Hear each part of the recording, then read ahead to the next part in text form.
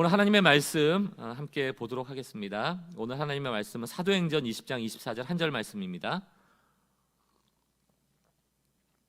사도행전 20장 24절 말씀 우리 한 목소리로 읽어보도록 하겠습니다. 시작. 내가 달려갈 길과 주 예수께 받은 사명 곧 하나님의 은혜의 복음을 증언하는 일을 마치려 하면은 나의 생명조차 조금도 귀한 것으로 여기지 아니하노라. 아멘. 저희가 이제 복음 생활 시리즈를 계속 보고 있고 지금 세 번째 시간입니다. 복음의 이야기꾼이 되라, 이런 제목으로 설교를 나누려고 하는데요. 여러분들 그 초두 효과라는 거 들어보셨습니까? 초두 효과. 이게 뭐냐 하면 첫인상 같은 거예요. 우리가 처음 어떤 정보를 접했느냐가 결과에 큰 영향을 미친다는 겁니다. 그래서 첫인상이 중요하다 이런 얘기도 하잖아요. 솔로몬 애쉬라는 학자가 이 초두 효과를 실험을 했습니다. 사람들에게 A라는 그룹과 B그룹의 사람을 소개한 거예요. 사실 소개한 내용은 똑같은데 순서만 바뀌었습니다. A라는 사람에 대해서 뭐라고 소개했냐면 이 사람은 되게 지적이고 근면성실하고 충동적이고 비판적이고 고집스럽고 질투심이 많다, 이렇게 소개를 했고요. B라는 사람은 반대예요. 질투심이 많고 고집스럽고 비판적이고 충동적이고 근면한데 좀 똑똑해, 이렇게 소개를 한 겁니다. 라고 했더니 객관적으로 사람들이 어떻게 이 두 집단을 평가하는가 하면 A 집단에 대해서는 긍정적으로 평가하는 거예요. 조금 충동적이고 고집은 세지만 천재들은 다 그래, 원래 똑똑한 사람들은 좀 그런 편이야, 이렇게 평가를 한 반면에 B 집단에 대해서는 아주 교만하고 옹졸하고 차가운 사람이다, 이렇게 평가를 했다는 거예요. A 집단은 좀 호감 있게, B 집단은 비호감으로 이야기를 한 겁니다. 이게 초두 효과예요. 우리도 좀 그런 게 있잖아요. 선입관, 선입견, 그런 거거든요. 왜 이 초두 효과를 좀 말씀드리는가 하면 저희가 이렇게 신앙생활을 통해서 이 초두 효과라는 게 분명히 있더라고요. 내가 어디서 처음 신앙생활을 했는가, 내가 어떠한 성경의 이야기를 어떤 식으로 해석해 들었는가에 따라서 나의 신앙이 결정될 때가 많아요. 그리고 그게 참 바뀌기가 쉽지가 않습니다. 여러분이 처음 신앙생활할 때 누군가가 이제 믿음에 대해서, 복음에 대해서, 신앙에 대해서 설명을 해줬을 거 아닙니까? 예수에 대해서. 여러분 어떻게 소개받았습니까? 분명히 그것이 여러분의 신앙에 굉장히 큰 영향력을 갖고 있다는 것입니다. 그리고 바뀌지가 않아요, 잘. 우린 처음 들은 정보를 진리로 생각할 가능성이 굉장히 높습니다. 그래서 가짜 뉴스 같은 게 왜 먹히는가? 다른 정보 이전에 가짜 정보를 먼저 접하면 초두 효과가 일어나는 거예요. 그리고 마치 그것이 가장 진리인 것처럼 여기고 더 이상 다른 것들로 검증하지 않습니다. 저는 신앙생활이 자꾸 종교화되는데 그런 측면이 있다. 한국교회가 부흥했던 그 7, 80년대를 겪어오면서 복음을 좀 왜곡한 측면이 분명히 있다. 다 잘못했다라고 볼 수는 없지만 뭔가 문제가 있었다라고 평가할 수밖에 없고, 그런 평가는 요즘 자연스러운 평가예요. 과거의 한국교회 안에 이제 새가족부에서 새신자 이렇게 교육하는 거 보면요, 다 천편일률적입니다. 예수 믿으면 이제 천국 가니까 예수 믿으라는 거예요. 그리고 내 입으로 고백하라는 거예요. 그래서 믿습니까? 그러면 아멘, 이거 반드시 받아내야 됩니다. 그리고 그거 아멘 하면 넘어가는 거예요. 이 사람이 이제 예수 믿기로 한 거고, 그 다음에 이제 교회 생활 가르치죠. 교회에서 뭐 해야 돼, 훈련 이런 거 있는데 이런 단계를 거치면 집사 되고 권사 되고 장로 되고, 이런 순서도 알려주고요, 부서 활동도 알려주고요. 복음이라는 건 예수 믿고 천국 가는 입문 과정 같은 거로 여겼어요. 아멘 하면 끝내요. 그리고 복음을 안다고 생각을 해요. 그리고 나서는 종교화되는 겁니다. 교회 생활, 어떻게 하면 복 받을까, 어떻게 하면 내 문제 해결할까, 그런 것이 신앙생활로 이미 갖춰진 사람들은 초두 효과가 일어나는 거예요. 진짜 복음에 대해서 더 이상 연구하지 않습니다. 관심 갖지 않아요. 예수 믿고 천국 가는 것을 내가 아멘으로 답했기 때문에 복음은 이제 내가 안다고 여기는 것입니다. 목회자 중에도 이런 분들이 많아요. 자꾸 복음 그 다음 이야기를 하려고 합니다. 제이드 그리어라는 목사님이 복음이라는 책에서 이런 얘기를 했습니다. 복음은 기독교의 기초 과정이 아니다. 그리스도 안에서의 성장이 복음을 넘어서는 것이 아니고 복음 다음 이야기가 아니고 복음 안으로 더 깊이 들어가는 거다. 그리고 참 이 문장이 제 마음에 울림을 줬어요. 복음은 호수 같은 게 아니고요, 우물 같은 거라는 거예요. 우물 같은 거. 더 넓게가 아니고 더 깊게 들어가야만 가장 순수한 물을 얻을 수 있다. 다시 말하면 복음의 진수를 알 수 있다는 거예요. 근데 우리에겐 복음의 초두 효과가 있어요. 예수 믿고 아멘하면 천국 간다. 끝. 그리고 그 다음 단계를 진행하려고 합니다. 교회 생활, 복 받는 생활, 기도도 응답받는 생활. 복음을 파지 않으니 복음이 아닌 가짜 복음이 우리에게 자꾸 익숙해지는 것이죠. 늘 강조드립니다. 복음은 발전하는 게 아니에요. 원래의 복음으로 돌아가는 것입니다. 그것을 위해서 우리는 복음을 되찾기 위해서 가짜 복음이 되도록 하는 그 종교성을 우리가 뽑아내는 일들을 계속 해야 된다. 제가 공식을 하나 만들어서 여러분들에게 소개해드렸잖아요. 가짜 복음은 뭐다? 진짜 복음에 종교가 섞여 들어온 거예요. 우리가 복음이라는 우물을 깊이 파서 그 밑에 가장 순수한 물을 얻기 위해서는, 그 순수한 복음을 얻기 위해서는 결국 우리에게 초두 효과 속에 들어온 가짜 복음, 거기서 종교성을 빼버려야 돼요. 종교를 빼내야 됩니다. 복음을 분명하게 그리지 않으면 가짜 복음에 우리가 속을 때가 많아요. 제가 이제 위례로 이렇게 출근하다 보면은 그 공사하는 구간이 있습니다. 지금도 터널 공사를 하고 있는데 거기에 터널 공사를 하다 보니까요, 이 차선이 희미해졌어요. 뭐냐면 원래는 차선이었는데 옆에를 막고 원래 차선을 중앙선처럼 만들어서 원래는 일방 통행을 2차선으로 했는데 쌍방 통행할 수 있도록 1차선 1차선을 만들어 놓은 거예요. 그러니까 제가 이렇게 보니까 약간 흰 선도 있고 중앙선을 표시하는 노란색도 있고 여기도 막혀 있고 하니까 원래는 이렇게 지나갔던 길이니까 지나갔거든요. 근데 역주행인 거예요.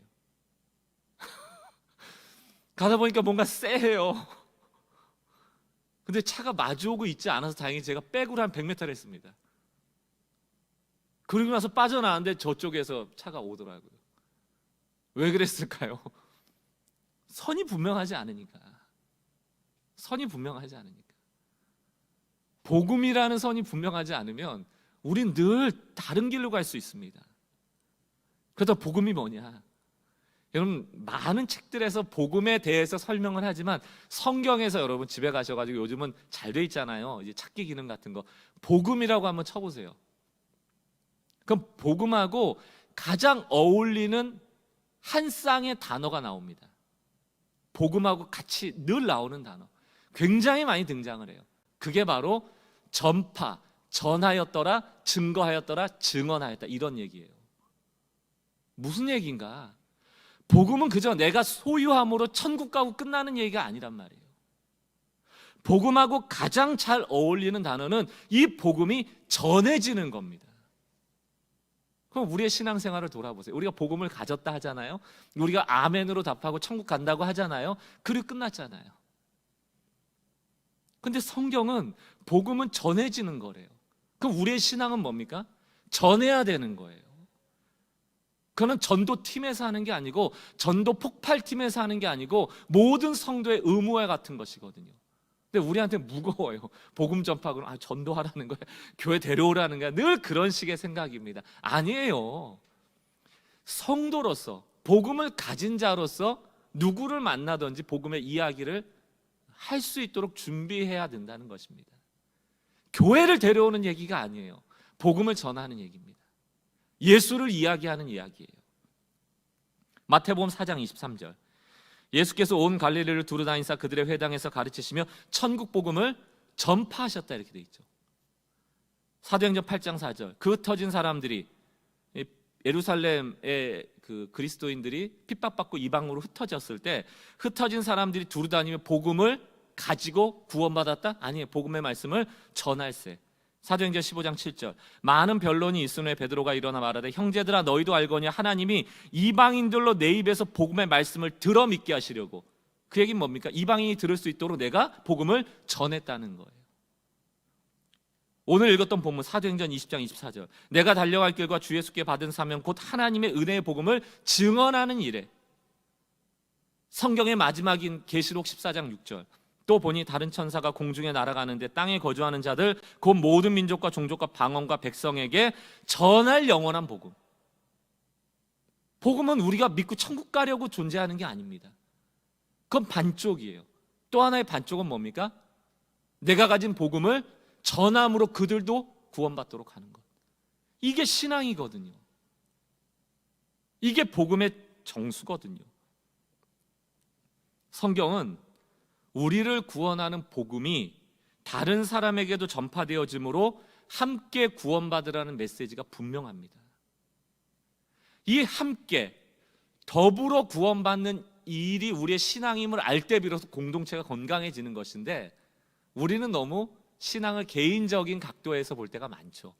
아멘이라고 내가 했기 때문에 내가 천국 간다는 거예요. 그리고 복음을 안다고 여기고 그것을 신앙의 전부처럼 여길 때가 얼마나 많습니까? 여러분, 복음 생활이 뭘까요? 신앙 생활은 종교 생활도 아니고 교회 생활도 아니고 복음 생활이라고 얘기 드렸잖아요. 그렇다면 복음 생활, 우리의 신앙 생활을 복음 생활이라고 한다면 복음 생활은 뭡니까? 결국 복음을 전하는 생활이다. 신앙 생활은 복음을 전하는 생활이다. 신앙 생활은 착한 사람 되는 게 아닙니다. 더 윤리적이고 도덕적인 사람을 만드는 게 신앙의 목적이 아니에요. 그거는 우리가 예수를 믿고 신앙을 접한 자연스러운 열매와 같은 것이죠. 목적은 구원받는 거예요. 그리고 구원받게 하는 것입니다. 이런 의미에서 팀 켈러 목사님이 했던 아주 복음에 대한 좋은 문장이 하나 있어요. 여러분 꼭 기억하십시오. 복음은 충고가 아니라 소식이다. 우리 한번 따라해 봅시다. 복음은 충고가 아니라 소식이다. 이게 무슨 얘기입니까? 충고라는 건 우리 신앙생활하면서 그런 생각을 많이 해요.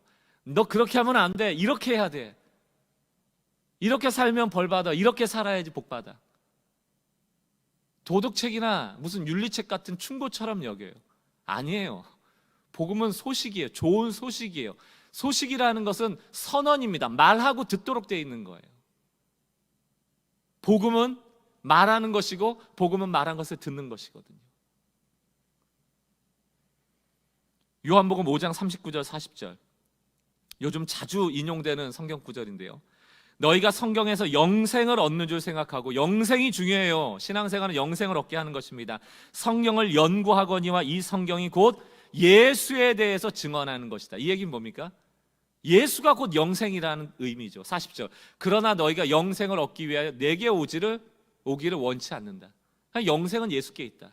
그러므로 연구해서 되어지는 일이 아니고, 착한 사람 된다고 되는 일이 아니고, 예수를 붙잡을 때 가능한 일이에요. 영생은 곧 예수다를 알려주고 있는 건 아닙니까? 요한복음 20장 31절. 오직 이것을 기록하면 너희로 예수께서 하나님의 아들 그리스도이심을 믿게 하려 하며 또 너희로 믿고 그 이름을 힘입어 생명을 얻게 하려 함이라. 복음은 충고가 아니고 이 예수님이 이 땅에 오셔서 인류를 구원하신다라는 선언이고 들려지는 소식이에요. 복음이 소식이라는 것을 잘 이해하셔야 됩니다. 이야기란 말이에요. 제가 이것을 위해서 예를 한번 들어볼게요. 저는 이제 많을 때는 매주 혹은 좀 못 갈 때는 요즘 같은데 한 달에 한 번 이제 부모님 댁을 갑니다.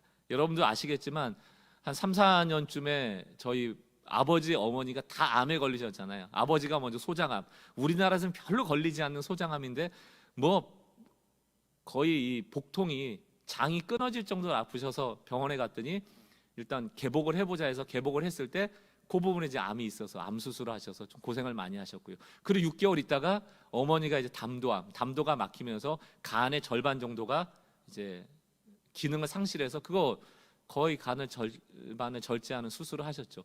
참 다행인 것은 그 모든 과정에서 시의적절하게 조치가 됐고 다행히 전이가 안 된 거예요, 암이. 그래서 지금도 3, 4년이 지난 이후지만 건강하십니다. 모여가지고요 3, 4년 동안 얼마나 자주 저녁 식사를 했겠어요. 저희가 모일 때마다 그 얘기합니다. 어머니 그때 그랬잖아요. 그때 그 의사가 그렇게 얘기했을 때 우리가 그 얘기 듣고 이렇게 판단해서 그때 병원 옮기고, 그때 어머니 이렇게 몰랐는데 이렇게 했잖아요. 아버지 그때 이렇게 했잖아요. 밥 먹으면서 하는 얘기가 그 얘기예요. 지난주에도 그 얘기했습니다. 그러면서 참 은혜였어. 우리 아들 박 목사 기도해줘서 그렇지. 하나님이 어머니 아버지 은혜 주셔서 그렇죠. 3, 4년 동안 그 얘기예요. 그 얘기가 질려본 적이 없습니다. 단 한 번도 그 얘기할 때 어머니 그만하세요, 지겨워요, 한 번도 해본 적 없어요. 제가 그 얘기 꺼낼 때마다 저희 아버지가 됐다 이 녀석아 그만해라, 뭔 그 얘기를 매번 밥 먹을 때 하냐, 한 번도 그러신 적 없어요. 그 얘기는 너무 즐거운 얘기예요. 저희가 어머니 아버지랑 밥 먹을 때 무슨 그 대화에서요 이렇게 들어보면 뭐 배워야 될 교훈이 있냐? 없어요. 뭐 충고가 있는가? 없어요. 앞으로 어떻게 살아가야 될지에 대한 계획이 있냐? 없어요. 좋았던 이야기를 나누는 겁니다. 진짜 좋으니까. 그때 건강해지셔서 어머니 아버지가 지금 저와 함께 식사하고 있는 게 너무 좋으니까. 그게 복음이에요. 좋은 소식은 아무리 얘기해도 질리질 않아요. 자, 우리로 돌아와서 질문 드려볼게요. 왜 우리는 복음을 이야기하지 않는가? 왜 우리는 예수님의 이야기를 하지 않는가? 종교화됐기 때문이에요. 그게 떡을 줄 줄로 아는데 떡이 안 나오니까 나로부터 검증이 안 된 얘기를 누군가 이렇게 하는 게 부끄러운 거 아니겠습니까? 예수의 이야기는 떡 나오는 얘기가 아니에요. 예수의 이야기는 착한 사람 되라는 얘기가 아니에요. 예수의 이야기는 생명에 대한 얘기고, 영생에 대한 얘기고, 죄사함에 대한 얘기고, 회복에 대한 이야기입니다. 하나님과 끊어졌던 관계가 이어지는 이야기예요. 신앙의 초두 효과를 다 버리셔야 돼요, 여러분. 예수를 왜 믿게 됐습니까? 예수를 어떻게 생각하고 계십니까? 여러분의 왜곡된 종교화된 복음이 여러분에게 초두 효과처럼 남아있다면 빨리 제거하셔야 돼요. 복음은 그런 거 아니에요. 성경을 보세요. 다 이야기입니다. 구약의 성경을 읽어보세요. 다 이야기입니다. 좋은 이야기들, 구원의 이야기들. 대표적인 이야기 여호수아 이야기 아닙니까? 가나안에 들어가는, 요단을 건너는, 여호수아 4장 6절 7절 말씀 한번 띄워주세요. 요단강을 건넜어요. 그리고 나서 하나님께서 무슨 명을 하십니까? 그 강에 있던 돌 12개를 들어다가 12개의 돌로 탑을 쌓으라고 그랬잖아요. 이것이 너희 중에 표징이 되리라. 후일에 너희 자손들이 물어 이르되, 저 돌이 뭡니까? 라고 물어 이르면 7절, 그들에게 이르기를. 이게 뭐예요? 이야기해 주라는 거예요. 이야기해 주라는 거예요. 요단에서 일어났던 일을 이야기해 주라는 거예요. 요단의 물이 끊어졌다. 그리고 하나님이 건너게 하셨다. 인간의 한계 속에서 만났던 하나님에 대한 이야기, 그 복음이 우리에게 있습니까? 저는 오늘 설교의 제목처럼 우리 모두는 복음을 말할 수 있는 이야기꾼이 돼야 된다. 이야기꾼, 복음의 이야기꾼. 그러려면 복음이 뭔지를 알아야죠. 복음이 뭔지를 알아야지 이야기할 수 있을 것 아닙니까? 그래서 오늘 이야기꾼이 되기 위한 소스예요. 3가지를 말씀을 드리려고 합니다. 지난주에 설교하고 이번 주에 설교는 한 쌍입니다. 지난주 종교의 특징 3가지를 얘기했는데 복음은 그 반대거든요. 그림을 한번 보여주세요. 우리는 교회 성도들은 꼭 기억하셔야 되는데, 여러분 보실 때 왼쪽 파란색 원에 있잖아요. 나의 행위가 하나님께 행해졌을 때 하나님이 나에게 보상해 줄 거야. 이게 종교입니다. 우리는 하나님께 나갈 수 없고 나가는 법을 모르고 나로부터 출발하는 것이 이제 종교고요. 보상을 원하는 게 종교예요. 그래서 보상이 안 오면 어떻게 생각해요? 내가 뭐 잘못했나? 인과응보적으로 우리는 사고하죠. 그게 종교고요. 반면에 복음은 무엇인가? 하나님으로부터 출발해서 나에게 행하신 일입니다. 이미 이루신 일이에요. 소식이라니까요. 우리 어머니 아버지 다 낳았잖아요. 낳은 일을 이야기하는 거예요. 그게 기쁜 거예요. 그리고 우리에게 요구되어지는 것은 믿음이죠. 이게 이제 복음의 구조예요. 하나님이 나에게 행하신 일을 통하여 믿음을 갖는 것입니다. 다음 장 한번 넘겨줘 보시겠어요? 종교는 세 가지 특징이 있다고 말씀드렸어요. 뭡니까? 나로부터 출발하고요, 내가 뭘 행한 것에 대해서 보상 요구하게 돼 있고요, 또 인과응보적으로 생각합니다. 그러니까 다 내가 통제하는 거예요. 내가 잘하면 복 받고 내가 못하면 벌 받지. 그러나 복음은 뭐예요? 하나님으로부터 출발하는 겁니다. 그리고 행함이 아닌 믿음을 요구하세요. 그리고 인과응보를 뛰어넘는 은혜로 사고하도록 합니다. 인과응보 당연히 있죠. 세상을 살아가면서 인과율이라는 건 매우 중요합니다. 그러나 거기에 멈춰 있는 것이 아니고 그것을 은혜로 뛰어넘어가는 것이 복음입니다. 이것만 기억하시면 돼요. 오늘 짧게 이 내용에 대해서 간단하게 하나씩 살펴볼 텐데요. 첫 번째가 뭡니까? 복음의 이야기꾼이 되기 위해서 복음을 알아야 하는데, 복음은 하나님으로부터 출발한다. 하나님으로부터 출발한다. 여러분, 우리는 아담과 하와 이후에 죄성이 들어와서 고장났어요. 망가졌다고요. 결론을 내려드릴게요. 우리가 우리의 망가진 우리 존재를 수단과 방법을 가리지 않고 무슨 수를 써서라도 고칠 수 있는가? 없다는 거예요. 없다. 결론입니다. 로마서 5장처럼 원수 되었을 때, 죄인 되었을 때, 불경건하였을 때, 우리가 연약하였을 때 하나님이 찾아오심으로 우리의 고장난 존재를 고쳐주신 것, 이게 복음이에요. 이게 구원의 소식입니다. 그럼 단지 로마서가 돼서 예수님 오셔서 고장난 우리를 그제서야 고치셨나? 아니에요. 원복음이라는 게 있습니다. 원시복음이라고도 부르고, 처음 하나님이 우리에게 구원의 소식을 알려준 장면이 어디에 나오는가 하면 인류가 죄를 짓자마자예요. 선악과를 따먹자마자 복음이 나옵니다. 그게 바로 창세기 3장 15절이죠. 뭐라고 되어 있습니까? 내가, 하나님께서 너로 여자와 원수가 되게 하고 내 후손도 여자의 후손과 원수가 되게 하리니, 뱀을 저주하는 것 아닙니까? 여자의 후손은 내 머리를 상하게 할 것이요 너는 그의 발 뒤꿈치를 상하게 할 것이라 하시고, 여자의 후손, 이게 메시아죠.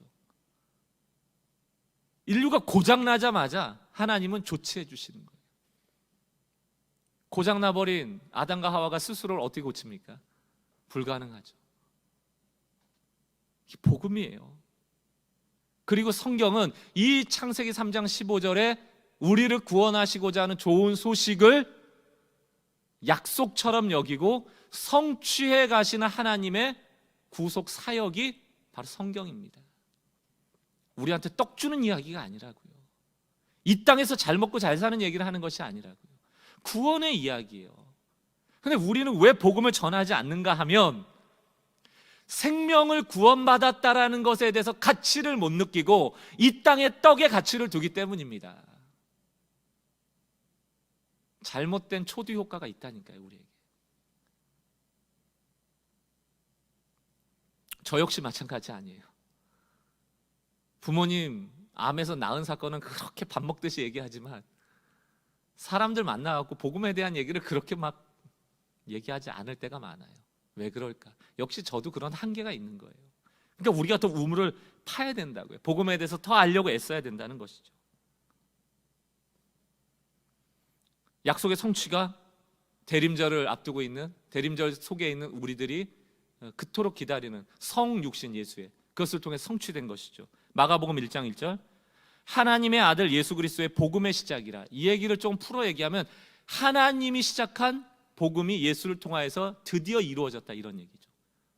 누가 이루어내신 거예요? 하나님이. 원복음 창세기 3장 15절부터 시작해서 구약의 이스라엘 역사를 통하여서 그 과정을 이루어 가시다가 드디어 마가복음 1장 1절을 통하여 예수의 성육신을 통하여 복음이 드디어 이루어졌다, 이 얘기예요. 사도행전 2장 36절에서 베드로는 뭐라고 얘기합니까? 그런즉 이스라엘의 온 집은 확실히 알지니 너희가 십자가에 못 박은 이 예수를 누가? 하나님이 주와 그리스도가 되게 하셨다. 우리는 몰랐어요. 하나님으로부터 출발하는 구원이 바로 복음입니다. 로마서에서 사도 바울은 뭐라고 얘기합니까? 모든 사람이 죄를 범하였음에 하나님의 영광에 이르지 못하더니 그리스도 예수 안에 있는 속량으로 말미암아 하나님의 은혜로, 이렇게 돼 있죠. 하나님이 값없이 이렇게 해석할 수 있는 겁니다. 다 주어가 뭐예요? 하나님으로부터 출발하는 구원이에요. 인간의 가장 중요한 게 뭡니까? 떡이에요? 암에서 낳는 겁니까? 인간의 가장 중요한 것이 무엇라고 물어본다면 누군가가, 여러분은 이야기꾼이 돼서 이렇게 얘기하셔야 돼요. 하나님과 연결되는 것, 하나님과 연결되는 것이 중요하다. 이 연결이 왜 끊어졌어요? 죄 때문에 끊어졌고, 이 연결이 어떻게 가능해졌습니까? 예수를 통해서 가능해진 것이죠. 나로부터 출발한 것이 아니고 하나님이 보내신 메시아를 통하여 우리가 구원을 얻은 것, 이것이 복된 소식이에요. 그러므로 복음은 충고가 아니고 소식이라고요. 이 소식을 말해야 돼요. 다만 이제 앞으로 계속 복음 생활에서 보겠지만, 여러분 뭐 세상 사람들한테 나가가지고 하나님의 은혜로 말미암아 값없이 구원받았습니다 이렇게 얘기하라는 얘기가 아니에요. 이 복음의 정신을 가지고 문화 속에서, 상대방의 상황 속에서 어떻게 이것을 전할 것인가를 우리가 우물처럼 파야 된다는 얘기예요. 그러나 이 복음이 없으면 전할 내용이 없어지는 것이죠. 그래서 우리가 이것을 분명하게 알 필요가 있다. 많은 사람들이 자신의 공과 잘한 것과 못한 것을 통하여서 좋은 것과 나쁜 것이 주어질 거라고 여길 때, 많은 사람 중에 실패할 때 있잖아요. 그때 많은 사람들은 과를 생각하거든요. 내가 뭘 잘못해서 이렇게 됐을까? 그때 여러분들이 다가가서 해줄 얘기가 바로 복음에 대한 얘기예요. 지금 너가 그 잘못된 것도 참 안타깝고 힘든 일이지만 너에게 더 중요한 게 있어. 난 너가 예수를 좀 만났으면 좋겠어 라고, 그런 계기를 통하여서 예수를 소개할 수 있도록 여러분들이 준비되어져야 된다는 것입니다. 내가 무엇인가를 행함으로 무엇을 얻어낸다라는 구조가 종교라고 한다면, 하나님께서 나를 찾아오셔서 나의 죄의 문제를 해결해 주셨다, 이것이 복음이죠. 죄인된 인간이 하나님을 찾을 수 있는 방법은 없습니다. 그것을 여러분들이 분명히 하는 것이 복음이에요. 두 번째, 복음은 하나님으로부터 출발한 것이 첫 번째라면, 두 번째는 믿음을 요구한다. 믿음을. 우리는 이제 믿음이라는 단어를 떠올리면 자기 확신 같은 것으로 오해할 때가 많아가지고요, 우리 신앙생활을 하는 분들 중에서도 이렇게 자꾸 믿습니다, 믿습니다를 막 반복하는 막 이런 몸부림을 하시는 게 이해도 되면서, 또 한편으로는 자꾸 이렇게 믿습니다, 믿습니다 반복하는 이유가 뭐예요? 자기 확신을 좀 강화하는 측면이 있는 거죠. 믿음 떨어질까 봐. 믿음이 없으면 하나님이 기쁘시지 않고, 믿음 없이 기도하면 하나님이 안 들어주실 것 같으니까 좀 믿음을 잃어버리지 않기 위해서 딴 생각 들지 말라고 믿습니다, 믿습니다 막 계속 나 하나님 믿습니다, 믿습니다 하잖아요. 모르겠습니다. 하나님이 그런 것도 믿음의 일종으로 봐주시겠지만, 믿음은 그런 식으로 자기의 확신을 강화하는 것과는 차이가 있습니다. 오늘 짧게 설명을 드려야 되기 때문에 시간 관계상, 믿음이라는 단어가 나오면 여러분들이 언젠가 제가 한번 설명해 드렸잖아요. 믿음 그러면 그림 언어가 있어요. 손을 내미는 거다. 오늘도 한번 해보세요. 이렇게 손 한번 내밀어 보세요. 자, 순종하는 마음, 이게 믿음이에요. 우리가 할 것은 손 내미는 것밖에 없다. 내가 막 뭘 해서 작품을 만들어내는 게 아니고요, 믿음이라고 하는 것은 자기의 한계 속에서 나는 그저 하나님으로부터 주어지는 것밖에 기대할 것이 없다라고 손 내미는 거예요. 근데 우리는 어떻게 믿음을 알고 있어요? 막 믿음으로 뭘 자꾸 해야지, 내가 뭐라도 해야지 하나님이 그걸 기쁘시게 봐서 뭔가 떡을 주실 거예요. 근데 성경을 보면 믿음은 손 내미는 거예요. 두 가지를 여러분들에게 요약을 해드릴게요. 믿음은 첫 번째로는 나의 이성이 아닌, 이성이라는 게 뭡니까? 이게 더 합리적일 거야, 이게 더 현실적인 거야, 이런 것들을 초월하는 하나님이 주시는 것이 있다는 거예요. 결과가 있다는 거예요. 초월하는 하나님이 나에게 주시는 결과가 있다. 여러분, 하나님 초월하는데 우리가 할 게 뭐가 있습니까? 손 내미는 것밖에 없잖아요. 그 초월하시는 하나님이 주시는 결과가 있음을 믿어드리는 거예요. 인정해드리는 거예요. 신뢰하는 거예요. 믿음이에요. 두 번째는 뭡니까? 나의 행함이 아니고 하나님의 은혜로 얻어지는 결과가 있다는 겁니다. 그러나 그 은혜로 얻어지는 결과가 우리가 알아요? 예측할 수 있어요? 그래서 그저 우리는 바랄 뿐이에요. 그래서 손 내미는 거예요. 믿음은 결국 받아들이는 거라고요. 받아들이는 거. 우리가 만들어내는 것이 아니야. 믿습니다라고 해서 믿음을 강화시키는 것이 아니고 오히려 나의 한계 상황 속에서 그저 손 내미는 거예요. 주여, 초월하시는 하나님을 바라봅니다. 은혜 주시는 하나님을 바라봅니다. 믿음이에요.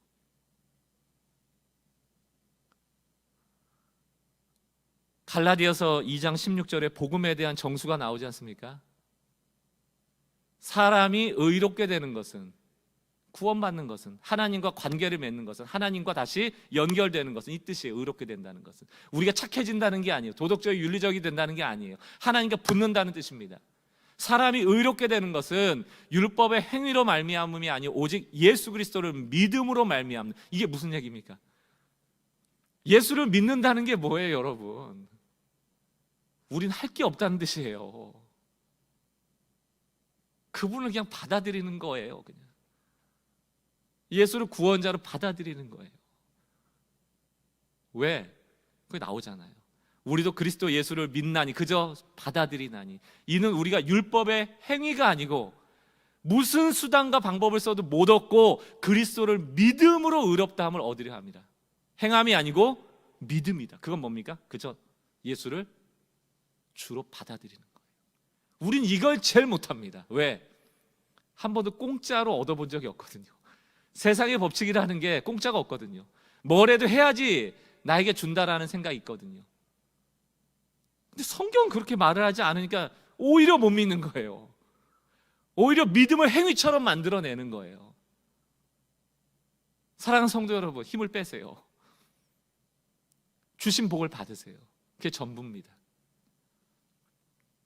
복음은 믿음을 요구한다. 그저 초월하시는 하나님과 은혜 주시는 하나님을 받아들이라는 것입니다. 세 번째, 복음의 이야기꾼이 되기 위해서 복음을 알아야 하는데 인과응보가 아니고 은혜다. 은혜. 인과응보가 아니라는 것은 인과응보라는 인과율이 이 세상에 없다는 뜻이 아니에요.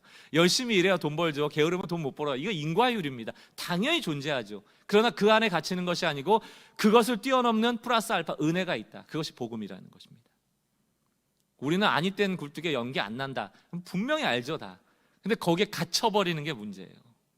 인과응보적인 사고를 하면요, 두 가지 우리에게 나타나는 결과가 있는데, 잘해서 좋은 일이 많아지면 교만해지고요, 못해서 나쁜 일이 많아지면 절망합니다. 그런데 성경에서는 이 교만과 절망을 다 죄라고 얘기하면서 불신앙의 결과다라고 말하고 있거든요.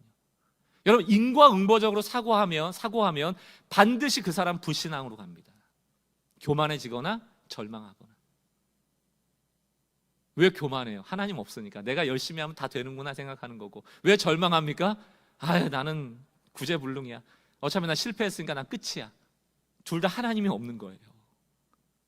복음은 너가 아무리 인과응보 가운데 살지라도 그것을 뛰어넘는 룰이 있다. 그게 복음이라는 거예요. 성경에는 인과응보를 뛰어넘는 그럼에도 불구하고라는 얘기가 가득합니다. 가득해요. 근데 우리는 굳이 인과응보율을 찾아서 읽죠. 공식을 좋아하니까 우리 이렇게 하면 이렇게 되고 이렇게 하면 이렇게 된다. 뛰어넘는 얘기는 자꾸 안 믿어요. 근데 그 뛰어넘는 이야기로 성경은 가득합니다. 우리가 방금 전에 읽었던 로마서 3장 23절 24절 다시 보세요. 모든 사람이 죄를 범하였으며, 인과응보를 생각하면 어떻게 해야 됩니까? 벌 받고 끝. 근데 성경은 그럼에도 불구하고 은혜로 값없이 의롭다 하심을 얻었대요. 뭐 하나 했다고? 손 내밀었다고. 우리가 한 게 없어요. 믿음이라는 건 행위가 아니에요. 이거 어떻게 설명하시겠습니까? 복음은 인과응보가 아니에요. 그럼에도 불구하고 내가 너를 사랑한다라는 사랑과 긍휼의 메시지입니다. 우리가 이 믿음으로 살아야 돼요. 너무 많은 성경의 예가 있지만 우리가 구약 이야기, 여러분 잘 아는 기드온 이야기, 사사 이야기 한번 해볼게요. 사사기 6장 1절, 이스라엘 자손이 또 여호와의 목전에 악을 행하였으므로, 사사 시대는 잘 아시죠? 이스라엘 백성이 우상 숭배하고 하나님을 떠나 살다가 하나님이 구원하실 땐 사사를 일으키시고 사사가 있는 동안에는 평안했다가 또 평안하다 보면 또 범죄하고 하나님이 또 사사를 보내서 구원하고 범죄하고 이 악순환의 사이클이 사사 시대거든요. 또 여호와의 목전에서 악을 행하였으므로, 여러분 이스라엘 자손 여호와의 목전에서 악을 행하였으면 어떻게 하면 되는 겁니까? 벌 주면 되는 거예요. 끝내면 되는 거예요. 그런데 그 뒤에 말씀을 보면 여호와께서 몇 년 동안? 7년 동안. 이게 무슨 얘기입니까? 이게 은혜예요. 그 인생을 끝내도 되는데 하나님은 고난과 그 악을 떠나도록 할 수 있는 시간과 기회를 주신다고요. 항상 하나님의 고난은 한계가 있어요. 이 정한 시간이 있습니다. 해산할 날이 가까웠으므로 이렇게 돼 있잖아요. 7년 동안 그들을 미디안의 손에 넘겨주시니 미디안의 손이 이스라엘을 몇 년 동안 이긴지라? 7년 동안 이긴지라.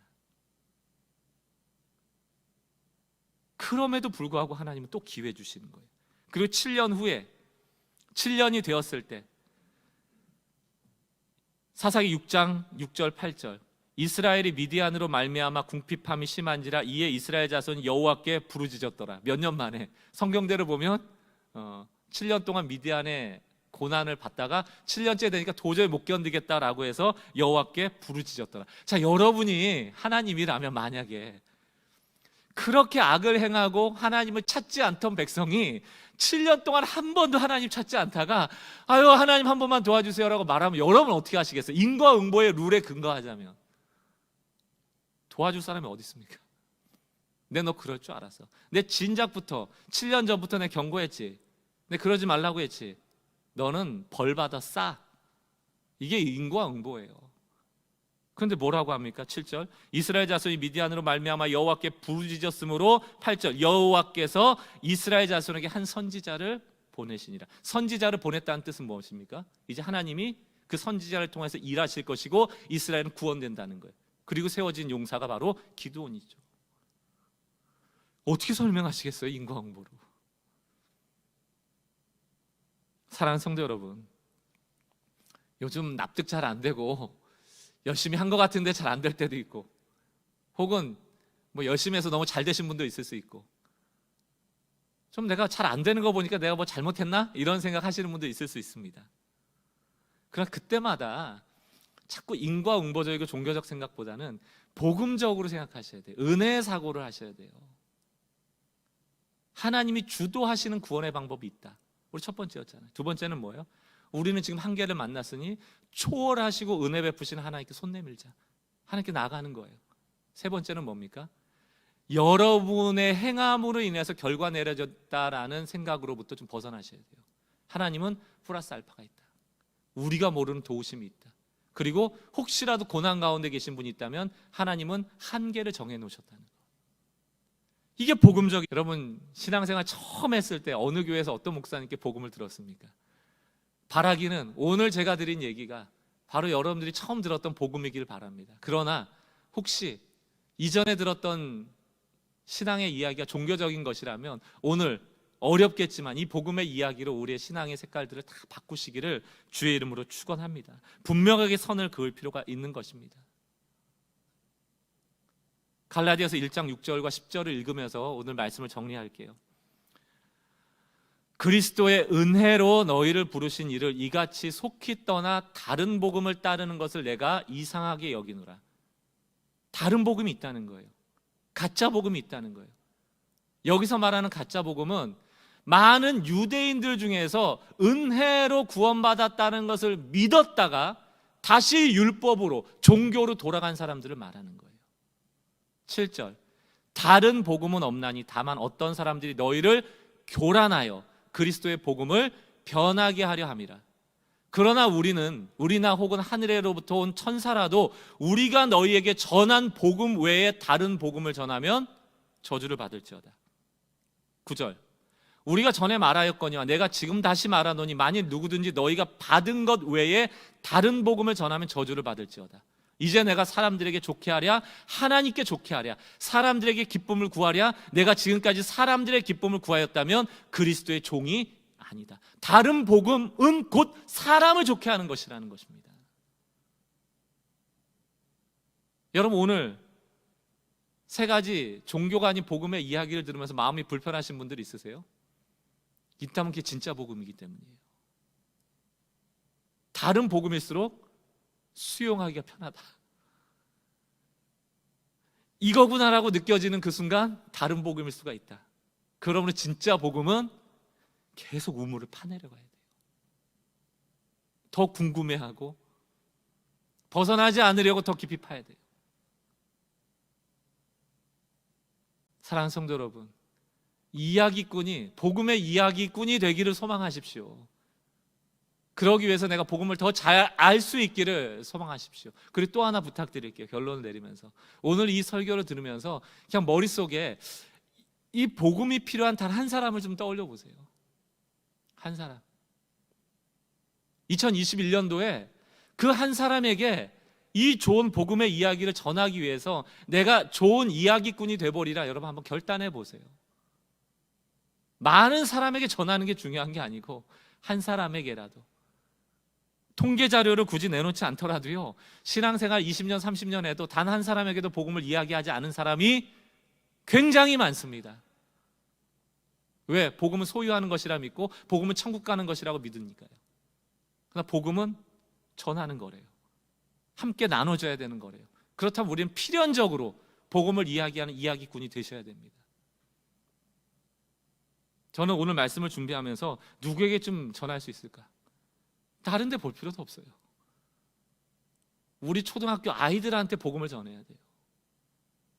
그 아이에게 복음을 가진 자로서 좋은 아빠가 돼야 된다. 좋은 영향력을 끼치는 거예요. 아내에게, 옆에 있는 우리 교육자들에게. 거기로부터 복음이 전해지는 일들도 너무너무 중요하다. 또 안 믿는 사람들을 만났을 때 그 사람들을 어떻게 대할 것인가, 나의 태도에서, 내 언어에서, 나의 생각으로부터 나오는 나의 어떤 이야기에서 복음이 나오도록 하십시오. 오늘 나로부터 출발하고 보상을 요구하고 인과응보적으로 사고하게 하는 종교를 떠나서 하나님으로부터 출발하고 나의 행함이 아닌 믿음을 요구하고 인과응보를 뛰어넘는 은혜의 사고를 하게 하는 이 복음으로 여러분들이 돌아가셔서 한 사람에게라도 복음의 이야기를 즐겁게 나눌 수 있는 복음의 이야기꾼 되시기를 주의 이름으로 축원합니다. 아멘. 우리가 찬양하고 말씀을 정리하도록 하겠습니다. 복음의 이야기를 그대로 담아놓은 찬양입니다. 온 땅의 주인 되신 주님이 내 이름 아시고요, 또 내가 죄를 짓고 하나님 앞에 불경건할 그때도 사랑의 눈으로 우리를 바라보시면서 나를 귀하다라고 여기시는 그 주님을 우리 생각하면서 함께 찬양하고 기도하고 오늘 예배를 정리하겠습니다.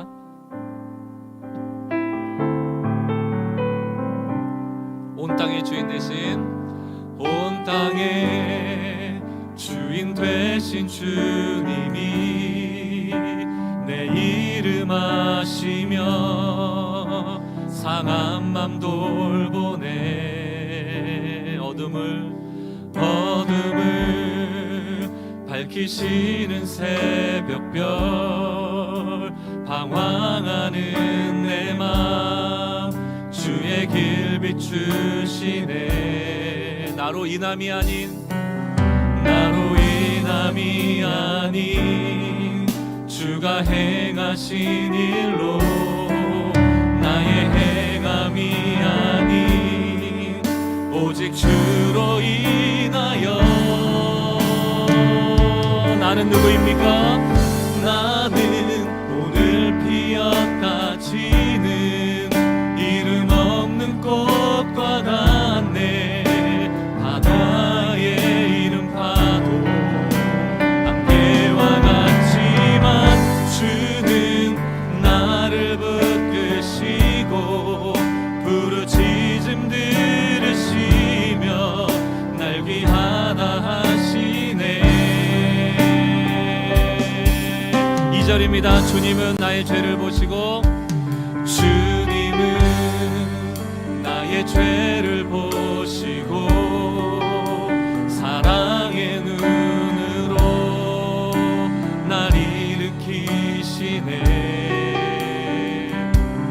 바다를 잠잠하게 하시듯 내 영혼의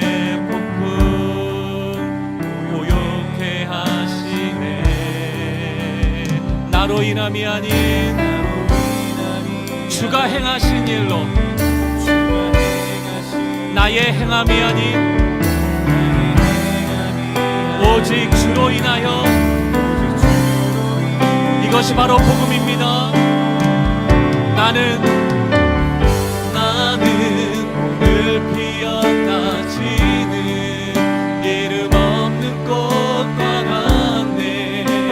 바다의 이름 파도 안개와 같지만 주는 나를 붙드시고 부르짖음 들으시며 날 위하다 하신 나로 인함이 아닌 주가 행하신 일로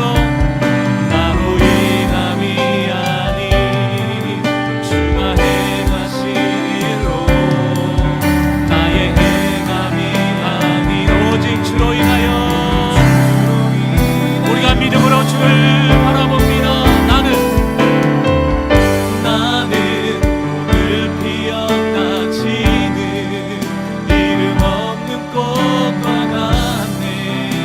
바다의 이름 파도 안개와 같지만 주는 나를 붙드시고 부르짖음 들으시며 날 위하다 나는 오늘 피었다지는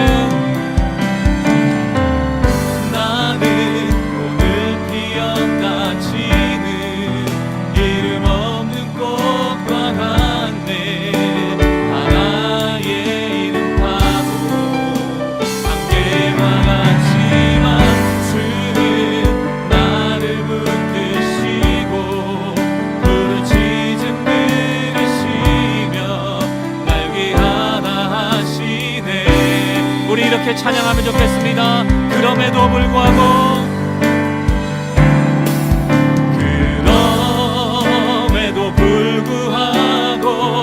날 사랑하시는 내 하나님의 사랑은 나의 모든 걸 덮고 그럼에도 불구하고 날 안아주시는 내 하나님을 부를 때 아버지라 다시 한번요. 그럼에도 불구하고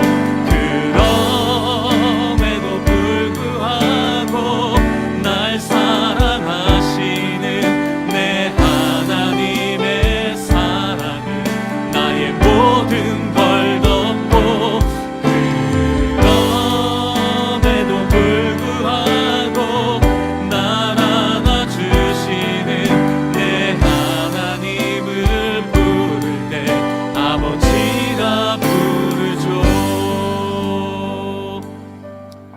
우리 두 눈을 감고 오늘 말씀을 여러분 묵상하시고 정리하십시오. 여러분은 신앙을 뭐라고 생각하고 계세요?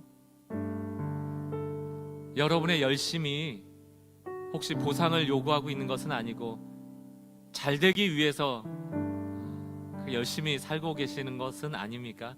맞는데요. 그 인과율이 참 맞는데요. 열심히 살고 성실히 살아야 하는데요. 신앙을 그것 안에 가두어 버리면 우리는 하나님을 놓치는 불신앙 가운데 빠질 수가 있고 더 이상 믿음이 필요 없는 모든 것이 나의 행함으로 결정지어지는 그런 인과율에 갇혀 있기가 쉽고요. 은혜가 사라지죠. 인생이 건조해지고요. 그럼에도 불구하고 나를 사랑하시는 그 은혜, 그럼에도 불구하고 나를 안아주시는 그 하나님의 은혜, 하나님을 아버지라고 부를 수 있도록 허용하시는 그 은혜, 오늘 다시금 주님의 은혜 안으로 들어가십시오. 복음의 우물로 더 깊이 들어가십시오. 그 안에 자유함이 있을 겁니다. 율법은 우리를 무겁게 하지만 예수님은 멍에를 함께 하심으로 우리를 가볍게 하시죠. 오늘 종교인 되지 마시고 복음의 이야기꾼들 되시기를 결단하면서 오늘 주신 말씀 기억하며 또 정리하며 주님 앞에 묵상으로 우리 기도하는 시간 갖겠습니다. 기도하겠습니다.